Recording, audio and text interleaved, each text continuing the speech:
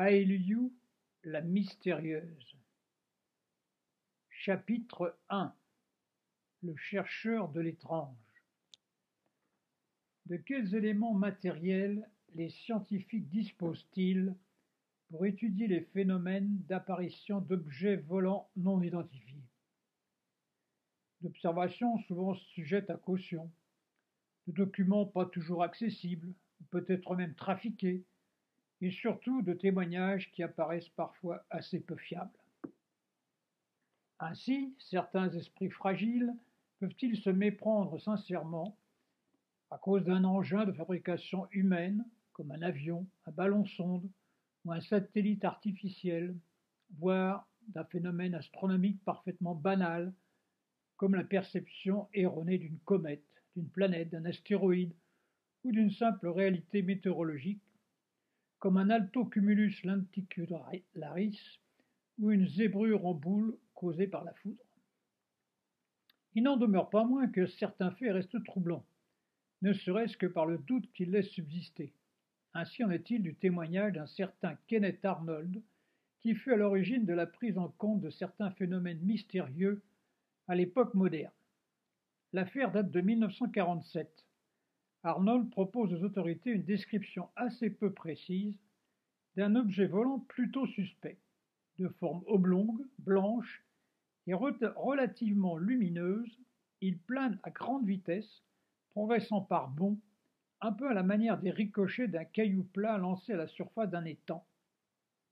Il n'en faut pas plus pour que les sceptiques et les rationalistes s'écrient qu'Arnold n'a fait qu'observer le vol d'un pélican blanc, d'une cigogne ou d'une oie sauvage, et qu'il n'y a pas de quoi fouetter le moindre chat.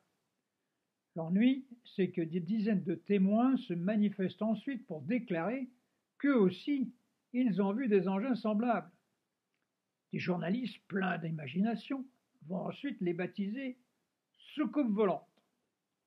L'orateur lève le nez au-dessus de ses notes et observe une pause dans son exposé.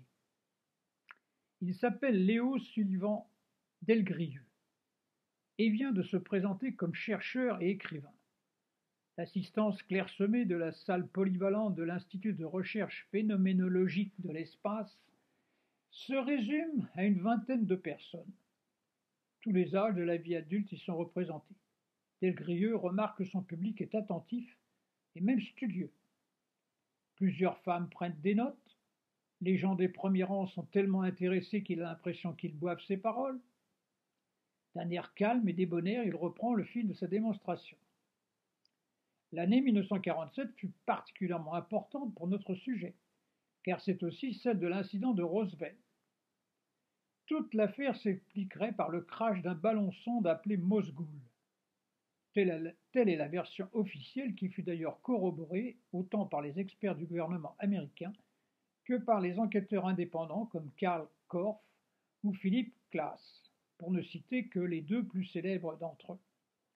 Le projet Mosgoul consistait à envoyer dans la haute atmosphère des engins capables de vérifier si l'URSS procédait à des essais nucléaires. Les débris retrouvés sur place correspondraient bien à ce type d'objet. Et là, l'assistance si passive se mit à réagir tout d'abord par des murmures, puis par un léger brouhaha, et finalement par toutes sortes d'interventions plus ou moins intempestives. Ainsi donc, fit un barbu à lunettes vêtu d'un saroual et d'une tunique indienne, selon vous, tout serait parfaitement explicable dans cette histoire? L'ennui, c'est que la version officielle ne tient pas. Personne n'y croit plus. Trop de faits troublants l'ont battu en brèche. Je reconnais que l'attitude du gouvernement américain et surtout le comportement de l'armée et des agents spéciaux dépêchés sur les lieux ont été des plus maladroits. Leur brutalité, leur méfiance ont entretenu le doute. C'est bien peu dire, intervient une femme dans la cinquantaine, plutôt boulotte et véhémente. Votre manière d'exposer les faits est fortement décevante, professeur. Vous oubliez les intimidations de témoins, le refus d'enregistrer certaines observations et certains témoignages, sans oublier les morts et les disparitions inexpliquées. J'essaye de respecter les critères d'une démarche scientifique, d'analyser les événements de façon objective. Au premier rang, une charmante jeune femme blonde aux traits vaguement eurasiatiques se lève brusquement et prend la parole d'une voix melliflue. Maître Sullivan Delgrilleux, vous n'êtes pas sans savoir qu'avec l'affaire de Roswell, il est impossible d'être objectif. Il y a deux camps, celui de ceux qui n'y croient pas et celui de ceux qui y croient. De quel côté de la barricade vous situez-vous?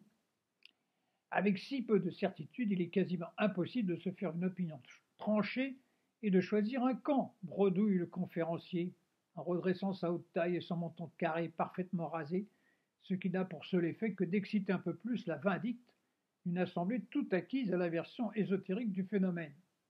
C'est du ni oui ni non, fut la réponse. C'est fait un jeune tondu cachant son regard derrière une paire de rébans noirs. La version officielle, c'est du pipeau, foutaise et compagnie. Un ballon sonde gonflé à l'hélium, ça redescend en douceur, ça ne s'écrase pas. Et puis, pourquoi l'armée a-t-elle classifié tous les documents et dissimulé toutes les preuves? Pourquoi le gouvernement a-t-il refusé de prendre en compte les témoignages? Cet empressement à tout faire disparaître est plus que louche. On nous a caché quelque chose de terrible. Et vous oubliez l'homme de Roswell, brailla un barbu du début.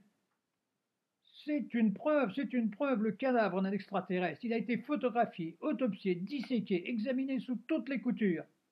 Et vous doutez encore? C'est indigne de quelqu'un qui se dit chercheur honnête et indépendant. Le brouhaha tourne au vacarme. Tout le monde est debout, s'agite, montre le poing. Un petit bonhomme au costume gris et cravate sombre se glisse discrètement jusqu'à l'estrade, où Delgrilleux se sent de plus en plus mal à l'aise. Il réalise que l'incompréhension et le rejet montant de l'assistance atteignent leur paroxysme. Au lieu de calmer les esprits en allant dans le sens du vent, le voilà qui en rajoute dans l'exposé de l'explication officielle. Il s'agissait d'un mannequin en latex qui avait servi pour le tournage d'un film de science-fiction de série Z, rien d'autre. Ouh, braille la foule, c'est une honte qu'on nous le prouve. Incroyable, mais quelle outrecuidance! Comment peut-on oser venir raconter ça chez nous? Le petit homme éteint le micro et entraîne l'orateur hors de la salle. Delgrilleux a juste le temps de croiser le regard de la belle Eurasienne. Il y lit une profonde déception et croit comprendre à son attitude quelque chose comme courage, je suis à vos côtés. Il sort sous les colibets et les lazis. Décombe, j'y perds mon latin, commence Delgrilleux, une fois installé au calme dans le bureau du petit homme en gris, qui n'est autre que le directeur de l'IRPE. Jamais rencontré pareille incompréhension. Ces gens savent que je suis pourtant acquis à leurs idées. Ça ne se voyait pas vraiment aujourd'hui, grince Décombe. Vous avez fait la part belle aux rationalistes.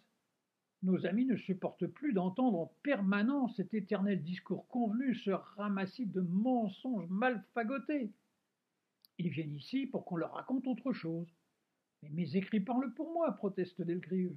Je reste persuadé que l'invasion est toute proche. Notre planète est observée depuis la nuit des temps, Delgrilleux. Les JT ont toujours interféré dans l'histoire de l'humanité.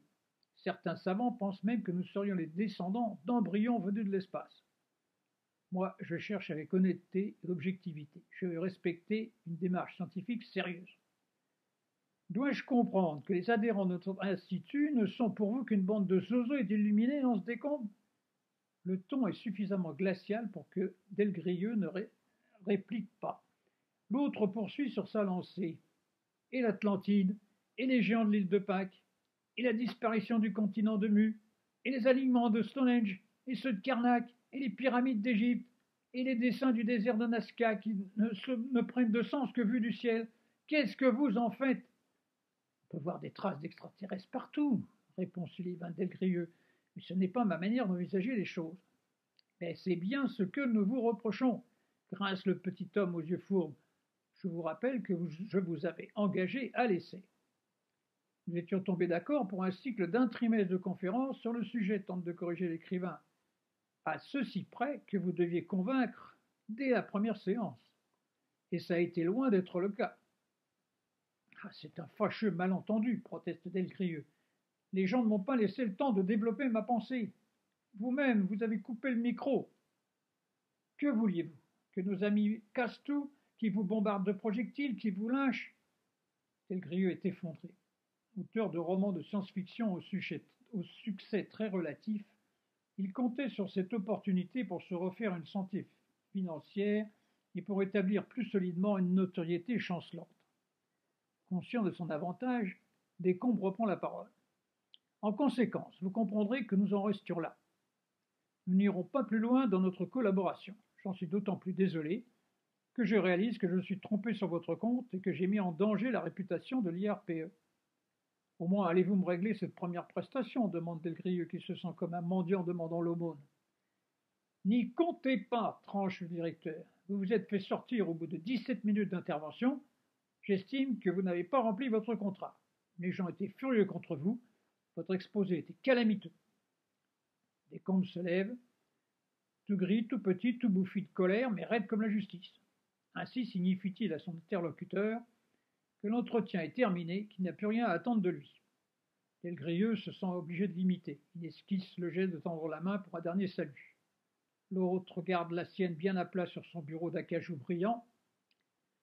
L'humiliation est totale. Delgrilleux sort en craignant de s'être définitivement grillé dans le petit milieu des ufologues, ufomanes, ufolâtres et autres ufophiles, enragés ou non. Se retrouvant un peu sonné sur le trottoir, il reste un moment debout, immobile parmi les passants du boulevard Lénine. Il a l'impression d'apercevoir sur le trottoir d'en face la belle Eurasienne du premier rang. Sa beauté plastique, ses formes troublantes, seraient-elles déjà en train d'envahir son esprit? Il chasse bien vite cette idée. Non, il se persuade que ce n'était qu'une passante blonde qui lui ressemblait très vaguement. À suivre.